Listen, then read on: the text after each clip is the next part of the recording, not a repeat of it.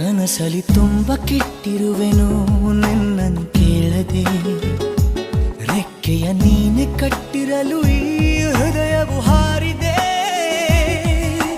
ನನ್ನ ಕೌತುಕ ಒಂದೊಂದೇ ಹೇಳಬೇಕು, ಆಲಿಸುವಾಗ ನೋಡು ನನ್ನನ್ನೇ ಸಾಕು.